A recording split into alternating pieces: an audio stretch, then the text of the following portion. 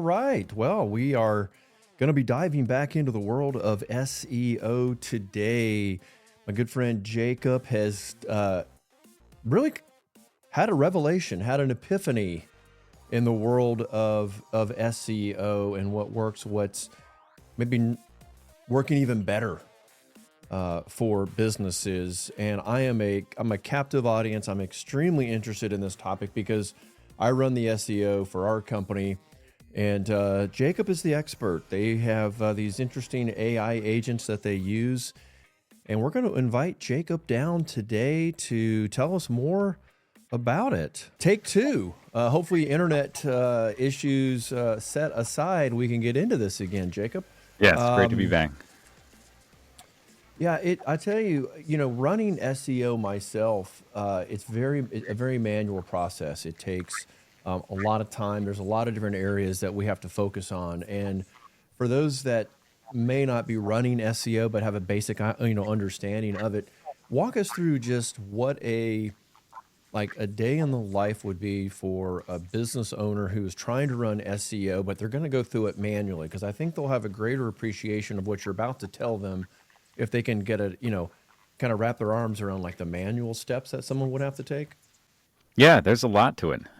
So there's good SEO campaign comes down to a handful of different components. You've got strategy, what you want to rank for, what's going to result in meaningful results. You've got your content, your website, how well optimized your website is for those keywords, and how well optimized it is for search engines. And then you've got your off-page SEO, as they call it. Who's talking about you, who's linking to you, what you're signaling the right authority to search engines. So in the day in a life of a business owner, typically what you'd see is there would be a series of different tools they'd be using to try to solve different pieces of this puzzle. And there would be a lot of manual work involved. So you would be going in and researching what keywords you should be optimizing for. You'd be trying to develop your own keyword strategy and identify what you want to rank for. You would then be going and manually updating your website content to try to optimize for those keywords. You would be fixing problems on your website. Sometimes, a lot of the time, business owners will outsource that piece, especially because typically it requires a developer or somebody with more technical experience. And then they would be, that's typically where it stops. Some business owners will go and try to build what we call backlinks, or links from other sites to their site to help signal higher authority. But most business owners don't get past a little bit of strategy and optimizing content. And then some will do link building. Sometimes they'll hire, outsource that to an agency, or hire an SEO person to help with that. But if we're talking about a really well-run SEO campaign, there's a huge amount of effort and meticulous detail that goes into crafting a well thought out SEO campaign that's going to result in meaningful revenue that you're going to get results from. And then executing that takes a lot of time and effort. So what that would look like for us when we were on the agency side, when I was running SEO for the agency, we would develop a keyword strategy, we'd develop a content strategy, and we'd develop a linking strategy. Those three primary strategies and roadmap for that would typically take us about 2 weeks, sometimes 3 weeks to put together. There'd be over 100 hours of work that would go into researching everything about the business, their competitors, what keyword opportunities are out there, researching, crawling and auditing their website, taking a look at all the different issues, researching backlink opportunities, developing a plan, building that into a roadmap.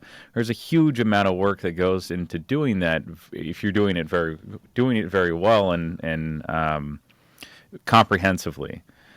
So there would be a lot of time that go into developing a strategy, and then even more time that go into implementing that strategy, writing the content changes. I mean, that depending on how many pages the site has, we were working primarily with e-commerce, so we're working with these, massive sites with thousands of pages. For other, especially local businesses, typically we're talking a few dozen pages, maybe a few hundred maximum. But when you're going and having to do strategy for every page on the site or on every revenue driving page on the site, every important page on the site, and you are also having to make content changes to that site, rewrite the content, improve the content, better optimize for those keywords, and then you have to link build and link build and send the right signals to search engines to help you rank better for those keywords. So that actually takes more time than anything else. Link building well, especially using strategies that are not going to get you in trouble or potentially get the link devalued, takes time. And that time takes a lot of resources, and it's a very meticulous process. For example, we know of an agency that several agencies that they have teams of dozens of people link building. And they go, and the process, there are many different ways to link build, but one of the common processes is they find, a website that's has a resource list or an article or something related to their business, or one that I saw recently was I have somebody that I'm doing SEO for that's a interior designer, and there was an article about influential people in that industry. So that would be a good opportunity for link building. We'd go research who the author is, find their contact info, reach out to them, ask for to be included, to be linked to. Sometimes it's a resource page, sometimes it's a web directory, sometimes it's writing a guest post on another publisher. But all of the effort takes a lot of time. So the average, what ends up happening is most businesses, unless you're a law firm that's spending $100,000 a month on an SEO campaign, you really can't execute a full SEO strategy and campaign on your own. There's just you don't have the time or the resources to do that, to do it effectively or appropriately. So what ends up happening is people typically do a little bit of strategy, they do some content, and then maybe a little bit of link building, but they don't go too far down that rabbit hole, simply because there's not enough time or resources to do so. Yeah, the link building is probably the toughest because you have to find other businesses that are willing to connect to your website. And when you think about that, the practical nature of that, how are you going to reach out? How are you going to establish contact? You got to find out who to contact and how to contact them, and then even out of those, you still a good response rate on link building, on email outreach for link building is 1%. A good response rate. I've seen cases where it's hundredth of a percent for some businesses. So you've got to think you got to send at least 100 emails to get one link, maybe as many as 10,000 emails to get one link. And how do you, when you're having to send hundreds or thousands of emails to get a single link, it's a lot of work to get one link. That's a lot. And for anyone who does any kind of email campaigns, now you're opening up another whole workflow. And that is, where do you go get the contacts? Where do you load them? Where do you send them from? What email address are you using? Did you warm up your email? This thing is a rabbit hole. And for people, this is why I wanted the lay person to understand just how complicated this is. And because you have been working at the national level for e-com, which I thought was a great idea because, I did a lot in food and beverage, and, food and beverage, depending on what the product was, they wanted to drive those e-com sales. Some might be using the Amazon platform, some might be using Shopify, or they may just be trying to drive sales to their own website. But you discovered something kind of interesting through, trial and error, but you ended up starting to work with local companies. I do want to kind of dive into that, but are you opening up any city that you can find a new prospect, or are you kind of city by city kind of building your infrastructure? All around the U.S. So to back up. Okay. So there's no parameters. Yeah, around the U.S. if someone's in Houston, Atlanta, Duluth, Georgia, it doesn't matter. You can spin Same this up. process works. Data may be different, but same process, same model, same system works. Yeah. Fortunately, the we primarily worked with medical, legal, and home services, so HVAC, plumbing, etc. We initially targeted e-commerce, and we've had great results with e-commerce. But what we actually found is that local markets have far less competition for businesses than national markets, which makes sense. And we found that we were able to get even better results for people in a shorter period of time, and that local businesses were also, from a business standpoint, a little bit easier for us to work with. So we're still continuing to work with e-commerce, but also we've also shifted to focusing on local businesses as well, and we're in the process of building Well, out. this is why I wanted to talk to you because I know so many just local businesses that I think this could be a huge help for. Because when you think about if you're trying to compete on a national level, you're automatically dealing with companies you would assume maybe a little more sophisticated, maybe a slightly bigger budget, a little more sophistication around SEO. So a national, to rank in a national search, right, requires a lot more effort to pull a page up to be discoverable rather than just a local company that's only competing against maybe 10 other companies. And chances are 8 of those companies have no idea what they're doing when it comes to SEO. So, an expert comes in, all of a sudden, I don't know how quickly you are noticing, differences, but I would think in a pretty short period of time, you're able to, like, all of a sudden, you're ranking high. And you also showed me something. I don't know if this will translate because we're not able to see it, but you showed me this really interesting Google Maps grid. And everyone understands this, right? Like when you go to Google Maps or Apple, whatever, and you're trying to find some place, it automatically kind of ranks everything either by relevance or distance. And depending on how far away you are from that target, it may or may not show up in those rankings. And you've got this incredible tool now that shows just how strong that local brand is, like distance wise, away from the actual location of that business. I think that is, to me, that was mind blowing, and that's why I was like, okay, you've got to come down and update us on how you're running this new local, AI for SEO. So, how are you doing this? I mean, I know you're not going to give away your secret sauce, but tell us how are you doing this? AI agents or something else that I'm unaware of? Yeah, so we're to back up a step. We did find that we're getting faster and much more significant results for local businesses. As you said, there's far less competition than at a national level. So keywords are less difficult to rank for. It takes less resources to rank for them. And you hit the nail on the head that most people at a local level don't put any effort into SEO. They don't really know what they're doing or have the experience or the resources. So it makes it a very or much easier market to compete in when it comes to search. Now, what we've done is we've taken the local SEO process and we've automated a lot of that as well using artificial intelligence, from optimizing your content, your business profile, your website for the best local keywords for your business, but also local directory listings, local citations. So citations would be mentions of your name, address, phone number, called NAP and SEO.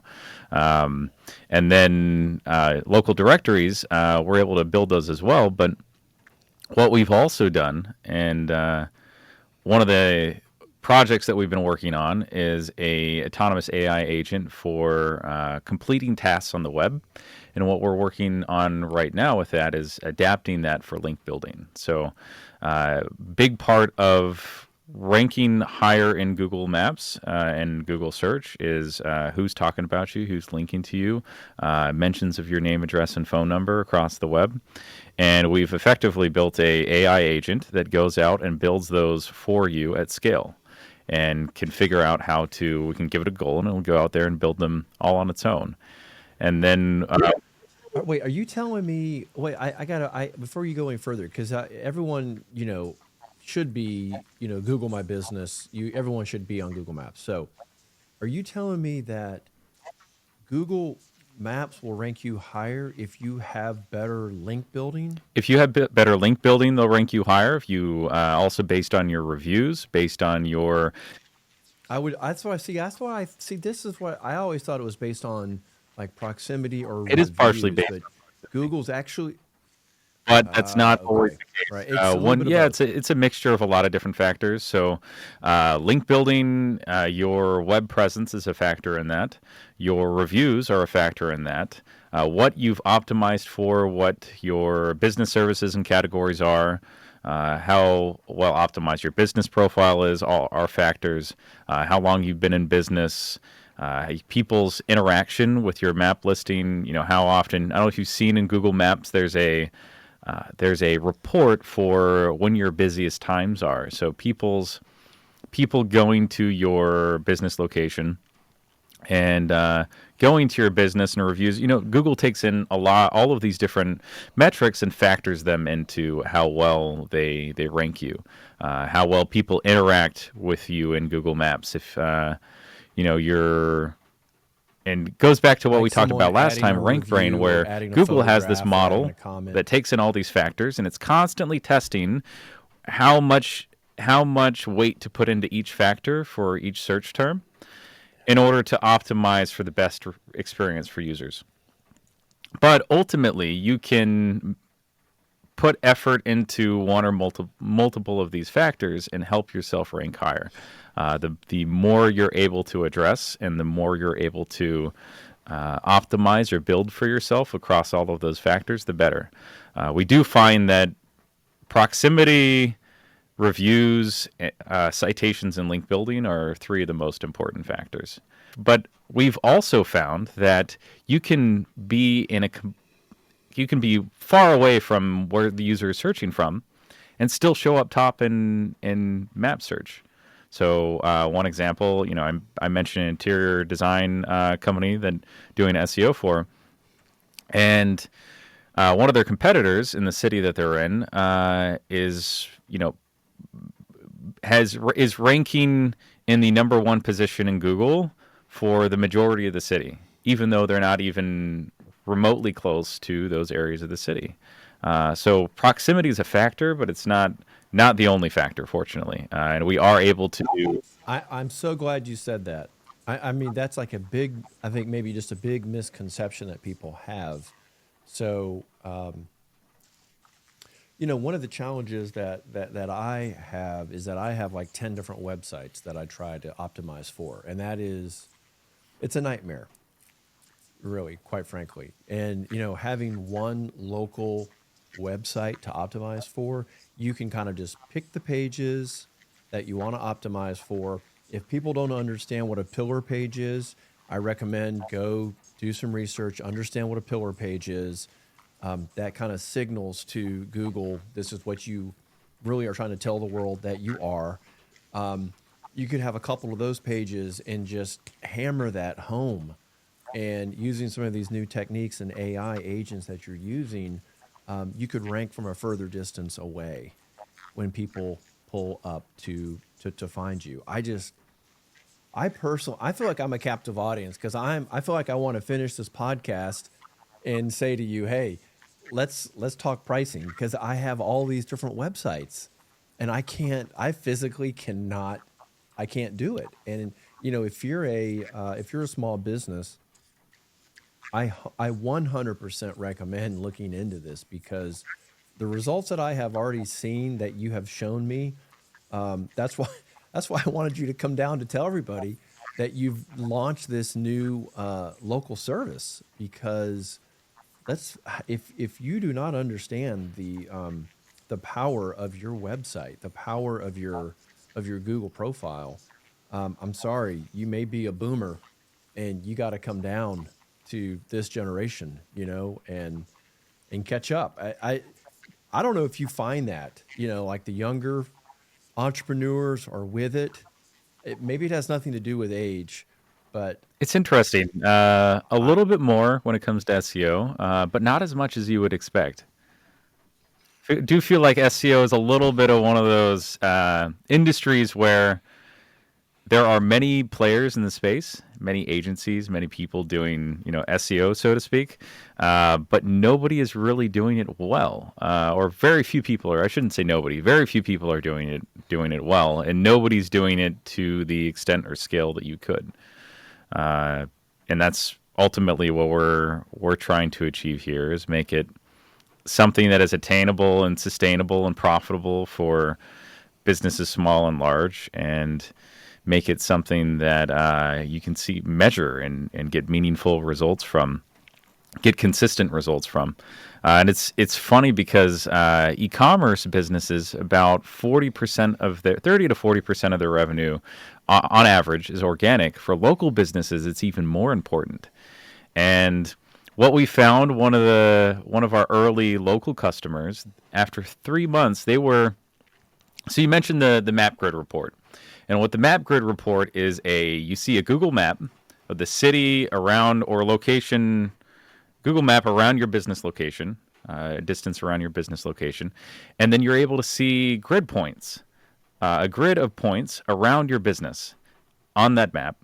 And each of those points represents where you're ranking, where you're showing up in Google Maps for somebody who's searching from that position out in the world. So I'll use Austin, Texas as an example. We have a dermatology customer in Austin, Texas that they they were one of those grid points. They were in position number one for. They were in the top position in Google Maps. They came up at the top of the results. They had about seven they were in the position 2 to 8 for, and then the rest they weren't ranking in the top 8. And after 3 months, they were ranking in position number 1 for 8 of those map grid points. So I think every point was set up to be about a mile apart. So it was a 7 by 7 grid of these points.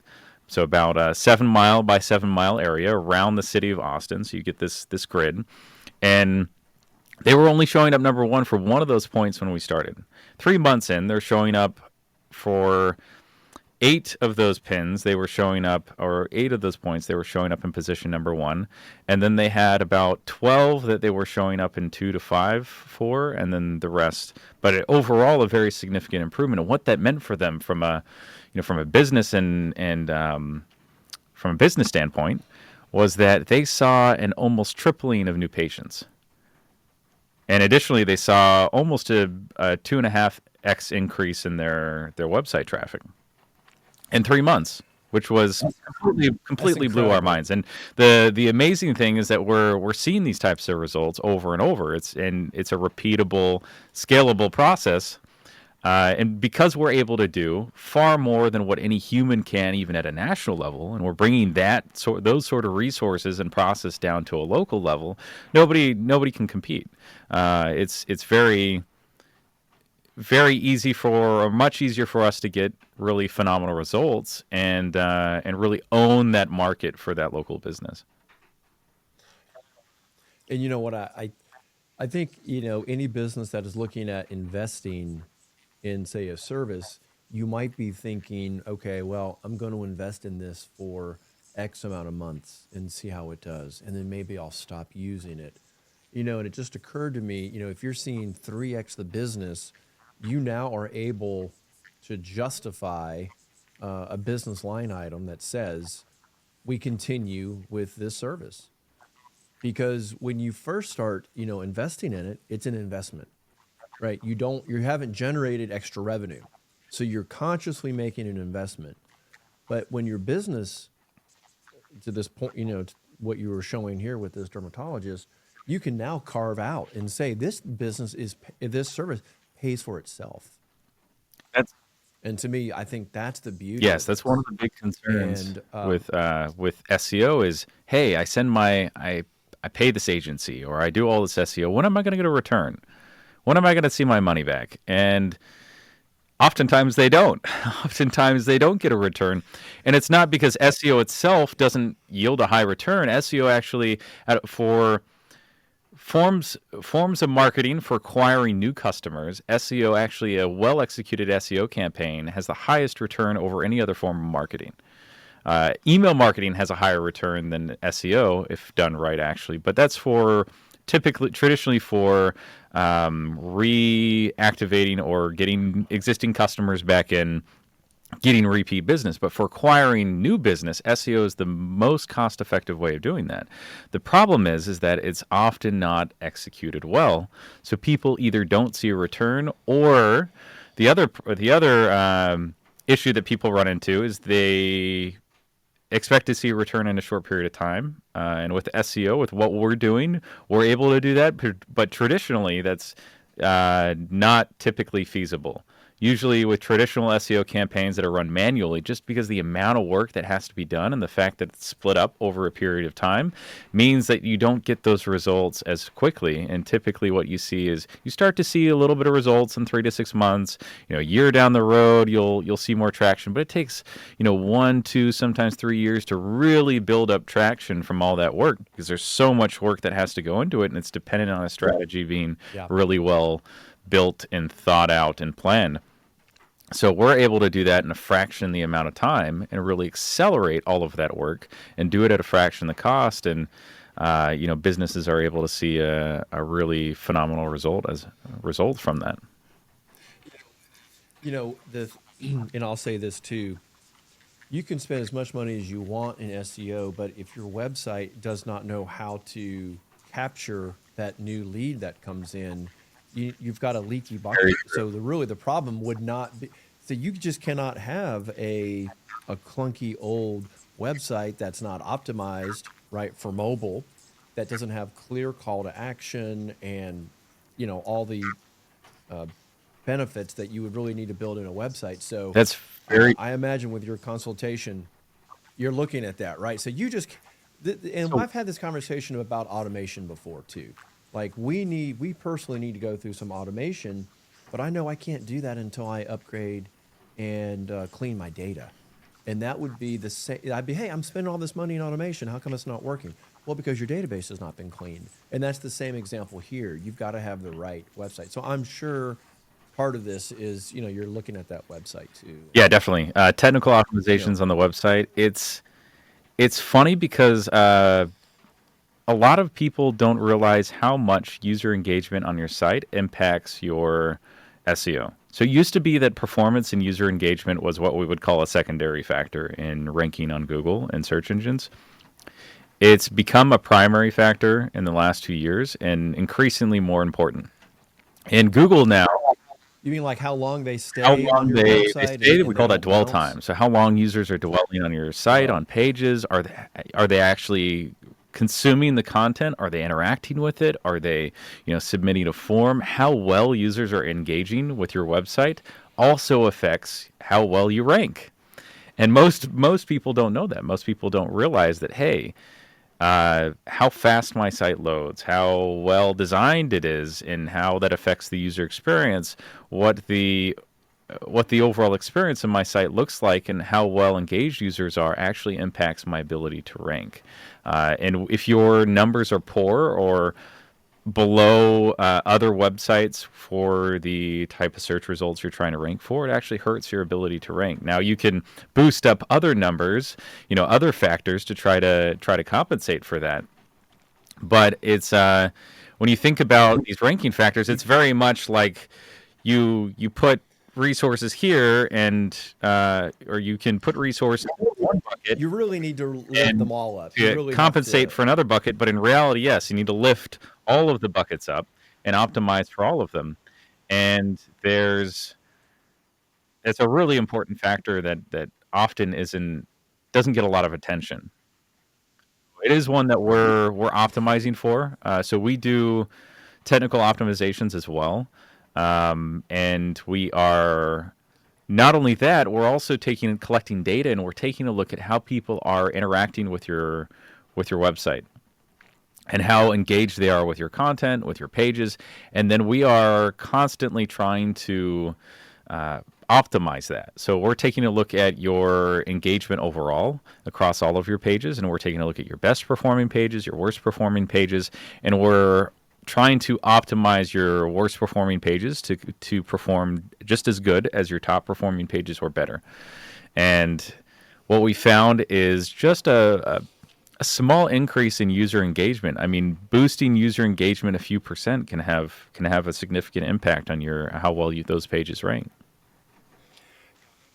Yeah, I'm already thinking, okay, what could my marketing team do if we weren't spending time doing SEO? I mean, you do kind of free yourself up because you guys are obviously, optimizing for keywords and you're probably helping with blog content, but there is no substitute for, having people in the business, creating the content that they know will make sense for the market because they live it. They're the experts in that market.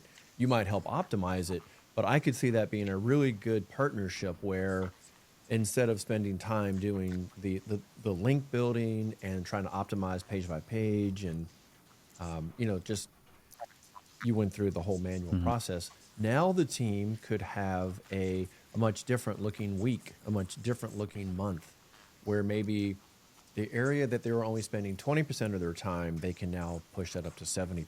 Because in my opinion, you really should be focused on that content creation. Better content, more relevant content is now better dwell time, and dwell time increase. It's just like this beautiful cycle.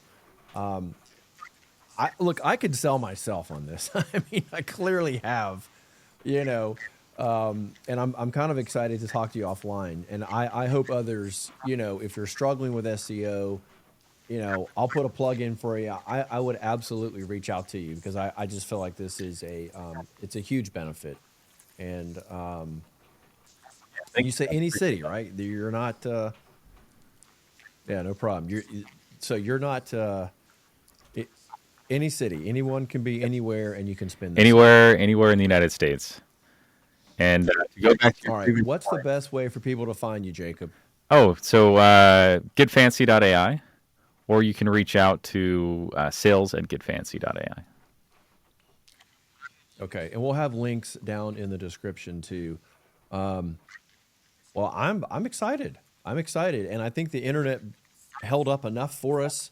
If you made it to the end, folks, I appreciate it. I know it was a 9 out of a 10. Normally we're 10 out of a 10.